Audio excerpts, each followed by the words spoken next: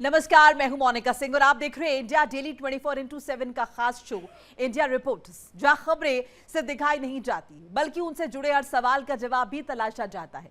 जहां सत्ता के गलियारों की हर हलचल पर हमारी पैनी नजर रहती है और जहां सरहद से लेकर सड़कों तक हर बड़ी और अहम खबर की सच्चाई आपके सामने बेबाकी से रखी जाती है। आज भी देश और दुनिया में कई ऐसे मुद्दे हैं जो सुर्खियों में हैं। कई बड़े फैसलों की गूंज है तो कहीं जमीनी हकीकत उन दावों को चुनौती देती हुई नजर आ रही है। विकास के वादों के बीच आम आदमी की परेशानियां लगातार बढ़ रही हैं। हमारे संवाददाता देश के अलग अलग कोने से आपके लिए लेकर आए हैं ऐसी एक्सक्लूसिव रिपोर्ट्स जो सिर्फ घटनाओं का ब्यौरा नहीं बल्कि सिस्टम से सीधे सवाल भी पूछती हैं। तो तैयार रहिए, क्योंकि अब खुलेगी हर खबर की परत, होगी हर दावे की पड़ताल और सामने आएगी हर सच्चाई बिना किसी लाग लपेट के। शुरुआत करते हैं और सबसे पहले रुख करते हैं आज की बड़ी और खास खबरों का।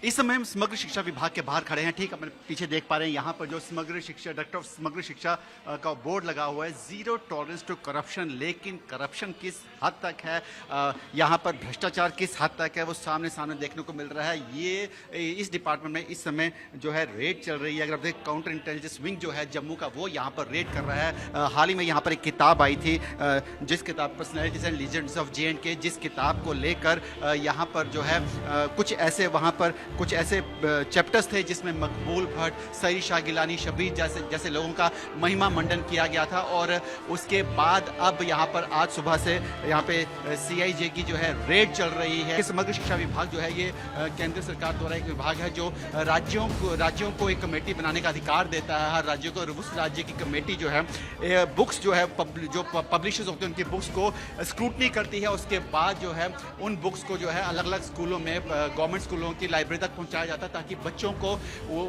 बच्चे वो पढ़ें और उससे अपना फ्यूचर बना पाए। लेकिन ऐसे में एक बुक इस तरह से बनाई जाती है जिसमें अलगाववादी और आतंकवादियों का महिमा मंडन किया जाता है, जिसके बाद इस पर कार्रवाई होती है। और आज यहाँ पर इस डिपार्टमेंट में आप देखें, यहाँ पर लगातार जो है सुबह से ही काउंटर इंटेलिजेंस जम्मू विंग की रेड चल रही है और ये कोशिश की जा रही है जानने की क्या यहाँ पर किस तरह से ये पूरा का नेक्सस था, जो या फिर जो स्क्रूटनी टीम थी उसने इन चीज़ का संज्ञान क्यों नहीं लिया। क्या उन्होंने बुक्स को रीड नहीं किया, या उन्होंने बुक्स जब पब्लिश की गई तो उनके साथ क्या कोई सांठगांठ थी जिस कारण इस बुक को जो है जो पब्लिश करने के बाद जो स्कूलों में लगाया गया। फिलहाल यहाँ पर रेड चल रही है और अभी इसके अंदर हमें जाने की इजाज़त नहीं है, लेकिन इसमें क्या कुछ निकल के सामने आएगा वो देखने वाला होगा। क्योंकि ऐसे में अब इस रेड के बाद क्या और भी कुछ ऐसी किताबें निकलती हैं या फिर किसी तरह से कुछ लोगों की सांठगांठ निकलती है। क्योंकि पहले भी देखा गया 8 लोगों को जो है वो सस्पेंड कर दिया गया उपराज्यपाल द्वारा।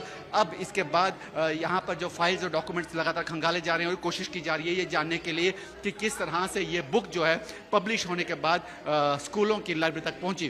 कैमरामैन सुन के साथ विकास अब्रोल, इंडिया डेली 24/7 के लिए जम्मू से। उत्तर प्रदेश की राजधानी लखनऊ में आज योगी कैबिनेट की बैठक हुई, जिसमें 28 प्रस्ताव में 27 प्रस्ताव पारित हुए। इन प्रस्ताव में सबसे जो अहम प्रस्ताव था उत्तर प्रदेश स्टार्टअप नीति 2026, जिसमें अर्थव्यवस्था को रफ्तार मिलेगी। तमाम जो बड़ी बड़ी कंपनियां यहाँ पर उद्योग लगाने आ रही हैं वो निवेश, उनको तमाम उसमें फ़ायदा मिलेगा और ऐसे में जो तमाम रोजगार के सृजन होंगे और साथ में जो बेरोजगार युवक हैं उनको नौकरियां मिलेंगी। इसके अलावा तमाम जो उद्योग हैं उन्हें कहीं ना कहीं एक इस नीति के तहत तमाम फायदे होने वाले हैं। योगी कैबिनेट ने आज सबसे जो अहम फैसला ये भी था कि बनारस में एक मेडिकल कॉलेज जिसके लिए 13 एकड़ ज़मीन आवंटित की है और उत्तर प्रदेश में गोरखपुर के लिए 100 बेड के लिए 5-5 एकड़ ज़मीन आवंटित का प्रस्ताव पारित हुआ है। जो एक प्रस्ताव था जो अभी जो पास नहीं हो पाया, उसमें मदरसे जो शिक्षक काम करते हैं मदरसों में उनकी ग्रेजुएटी से जुड़ा मामला था जो पास नहीं हुआ, पारित नहीं हुआ, तो कहीं ना कहीं वो प्रस्ताव गिर गया। इस तरह टोटल 28 में 27 प्रस्ताव पारित हुए। कैमरामैन सरबजीत के साथ Sushil Kumar Tiwari, India daily 24x7 Lucknow से। पाकिस्तान ऑक्युपाइड जम्मू कश्मीर में पिछले 1 महीने से लगातार हमने आंदोलन देखा और आंदोलन जो है किन बातों पे शुरू हुआ और आज आंदोलन ने कौन सा रुख पकड़ा है ये भी आपको बताते चले। आंदोलन सबसे पहले जून के महीने में शुरू हुआ और आंदोलन में जो प्रदर्शनकारी है उनकी यही डिमांड है कि जो डेली फैसिलिटीज़ है उनसे पाकिस्तान और जम्मू कश्मीर के लोगों को महरूम रखा गया है। उन्होंने सड़कें, बिजली, पानी की मांग की और उसके साथ साथ जो 12 असेंबली रिजर्व सीट्स हैं उनकी मांग की। अभी अगर देखा जाएगा पाकिस्तान के ऊपर जम्मू कश्मीर में लोगों का आंदोलन जो है रावलाकोट से मीरपुर, मीरपुर से लेकर नीलम वैली से और अलग अलग इलाकों में पाकिस्तान के ऊपर जम्मू कश्मीर के लोगों ने वो आंदोलन शुरू किया और आंदोलन इस वक्त अगर देखा जाएगा पाकिस्तानी आर्मी और पाकिस्तानी गवर्नमेंट के हाथों से बाहर चला गया है। हज़ारों की तादाद में लोग सड़कों पे जो है प्रदर्शन कर रहे हैं, उसमें महिलाएं, बच्चे, बुजुर्ग जो है वो लगातार अपने हक के हित में नारेबाजी कर रहे हैं और पाकिस्तान आर्मी और पाकिस्तान गवर्नमेंट के खिलाफ जो है उनका प्रदर्शन बिल्कुल जारी है। अब हालात जो है इस तरह से बदतरीन वहाँ पे हुई जब सिविलियंस पे, आम लोगों पे जो है पाकिस्तान रेंजर्स से अंधाधुंध गोलियां बरसा, जिसमें कई सारे लोगों की जान चली गई और कई सारे लोग जो है वो घायल भी हुए। कल की अगर देखा जाएगा, कल भी एक प्रदर्शन मार्च जो है पाकिस्तान के अलग अलग एरिया से निकाला गया जो मुजफ्फराबाद की तरफ रुख करने वाला था, लेकिन रास्ते में ही उनको पाक रेंजर्स और पुलिस ने उन पर गोलियां बरसाई और एक की जान चली गई और कई सारे जख्मी हुए। उसके बाद प्रोटेस्ट जो है प्रदर्शनकारी और पाकिस्तानी पुलिस जो है उनके खिलाफ जो है उनकी गाड़ियाँ जो है, जो पुलिस व्हीकल्स हैं, उन प्रदर्शनकारियों पे जो अंधाधुंध जो है वो गाड़ियाँ चलाई गई, जिसमें कई लोग गंभीर रूप से घायल भी हुए।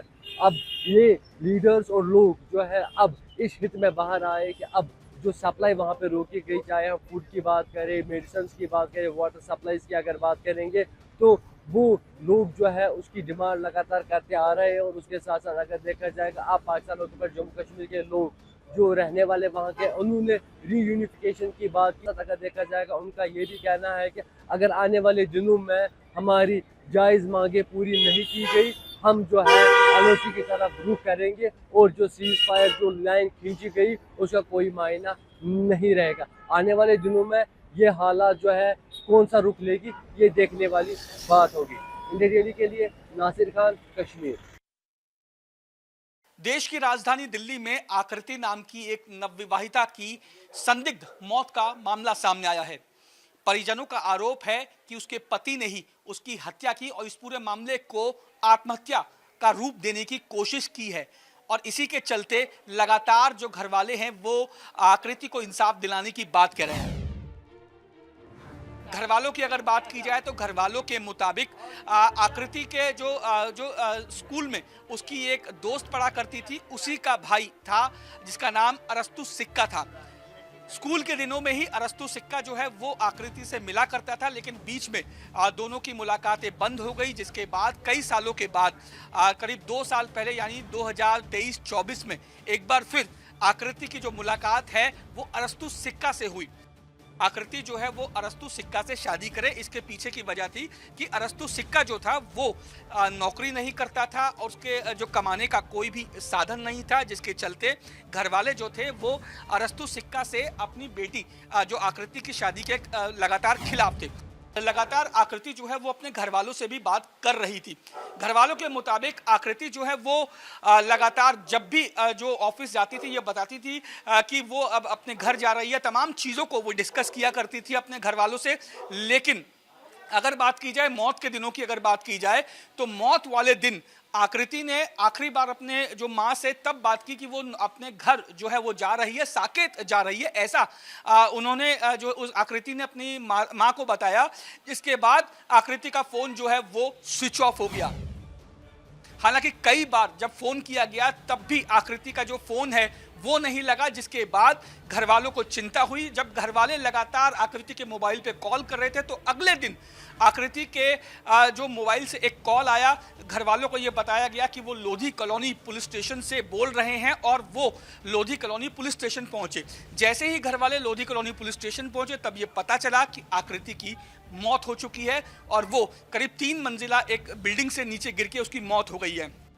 तमाम चीज़ें हुई और जो आज की अगर बात की जाए तो जो सोमवार यानी आज पुलिस ने आकृति के जो पति है और जो दूसरे जो लोगों पे जो आकृति के घर वालों ने जिन पे आरोप लगाया था उनके खिलाफ एफआईआर दर्ज की और आकृति के जो पति है अरस्तु सिक्का उसको गिरफ्तार कर लिया।